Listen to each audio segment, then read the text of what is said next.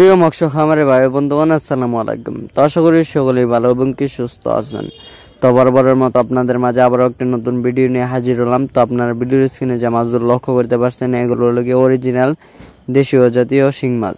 তো আপনারা যারা এই দেশীয় জাতি শিং মাছের বনগুলো চাষ করতে চান এবং কি চাষের প্রতি আগ্রহী আছেন, তারা আমাদের ভিডিওর স্ক্রিনে দেওয়া নাম্বারে আমাদের সাথে যোগাযোগ করে এই মাছের বনগুলো অর্ডার করতে পারেন। এবং কি আপনারা চাইলে আমাদের নিজস্ব হ্যাচারিতে এসে ভালো বড় সাইজের মাগুর থেকে উৎপাদিত যে মাছগুলো রয়েছে সেই মাছগুলো আপনারা সংগ্রহ করতে পারেন।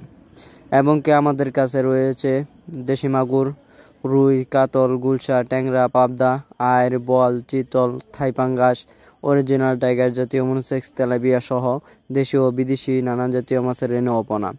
এবং কি আপনারা এই মাছগুলোকে কিভাবে চাষ করবেন এবং কি কিভাবে অল্প দিনে বাজারজাত করবেন তা নিয়ে আজকে বিস্তারিত আলোচনা।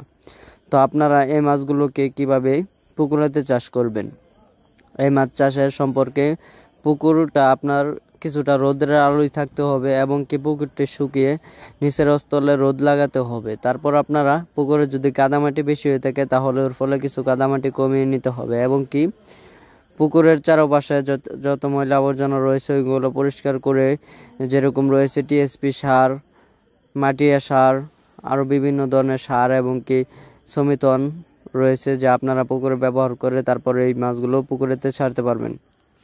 তো এছাড়াও আমরা জানি এই শিং মাছ পুরাতন এবং নতুন পুকুরে চাষ করা যায়। এই মাছ আপনারা যে কোনো জলাশয় এবং কি যে কোনো পুকুরে চাষ করতে পারবেন।